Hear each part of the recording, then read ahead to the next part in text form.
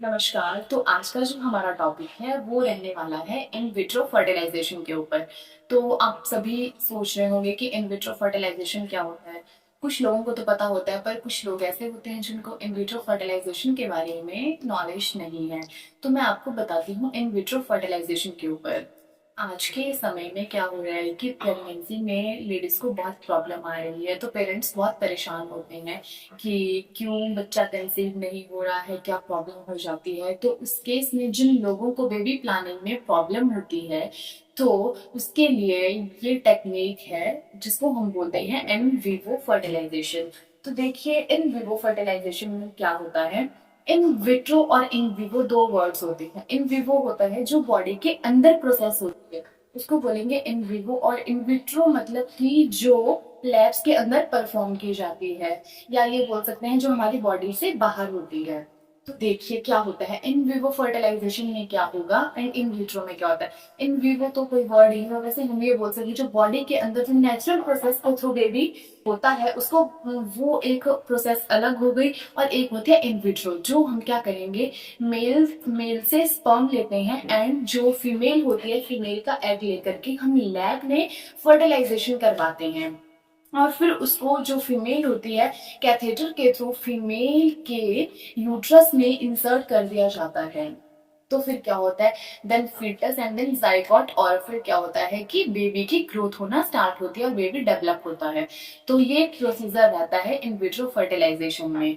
अब मैं आपको बताती हूँ क्या क्या हमने एग लिए। फीमेल का एग लेते हैं एंड मेल के स्पर्म लेते हैं, फिर उसकी फर्टिलाइजेशन करवाई।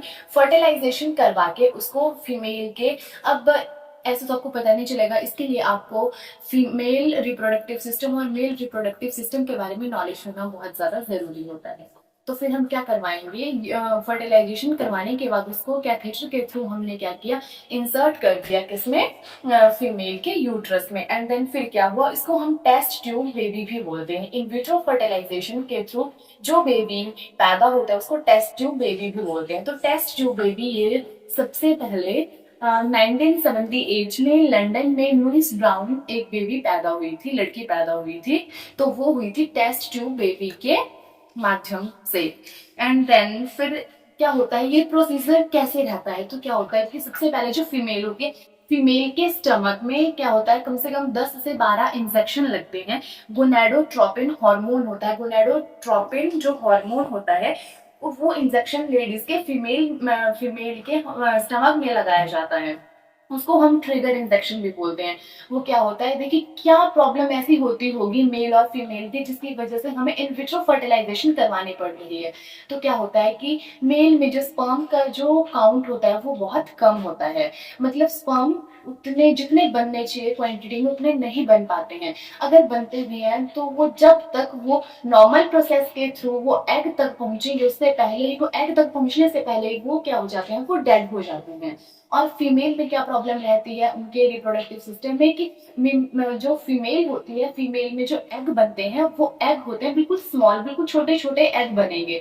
जबकि जितना हमें एक एग चाहिए होता है बेबी के लिए, तो उतना एग नहीं बन पाता है वो। तो उसके लिए ये जो गोनेडोट्रोपिन हार्मोन का जो मैंने आपको इंजेक्शन बताया, ये गोनेडोट्रोपिन हार्मोन का इंजेक्शन फीमेल के स्टमक में लगाया जाता है। 10 से 12 इंजेक्शन लगाए जाते हैं। उससे क्या होता है कि जो एग होते हैं वो एग बनना स्टार्ट हो जाते हैं। फिर क्या होता है कि फिर हम एक जो एग होगा वो एग निकालेंगे हम फीमेल से। एंड फिर उनको, और जो मेल के जो स्पर्म है उनको इकट्ठा करके, और जो एक्टिव होता है स्पर्म उसको, और फीमेल का जो एग होता है उसको लैब में, ये आईवीएफ ये जो टेक्निक है इसके थ्रू क्या किया जाता है, डेवलप किया जाता है, फर्टिलाइजेशन करवाई जाती है, फिर यूट्रस में इंसर्ट किया जाता है। ये मैंने आपको बताया। और एक प्रोसेस होती है ICSI, इसको बोलते हैं इंटरसाइटोप्लाज्मिक स्पर्म इंजेक्शन। जो इंट्रासाइटोप्लाज्मिक स्पर्म इंजेक्शन होता है ये ICSI टेक्निक ऐसी होती है। जो IVF टेक्निक होती है उसमें 50 to 60% चांसेस होते हैं कि ये जो प्रोसीजर है ये पास हो जाएगा।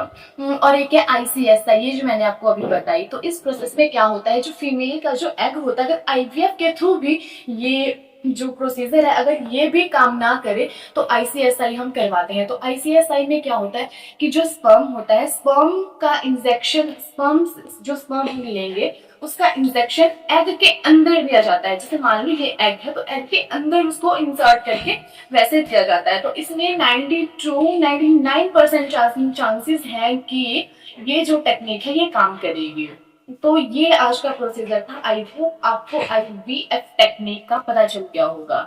और ये जो आईवीएफ टेक्निक है ये तो आजकल बहुत सारे आप एड्स भी देख रहे होंगे, इसमें भी बताया जा रहा है कि जो लोग संतान सुख नहीं प्राप्त कर सकते हैं खुद से, तो उनके लिए इन विट्रो फर्टिलाइजेशन टेक्निक के थ्रू वो बेबी प्लान कर सकते हैं। ये था आज का टॉपिक। आई होप आपको आज का टॉपिक पसंद आया होगा, वीडियो अच्छा लगा होगा। अगर आपको वीडियो अच्छा लगे तो वीडियो को लाइक करना, शेयर करना और चैनल को सब्सक्राइब करना ना भूलें। Thank you.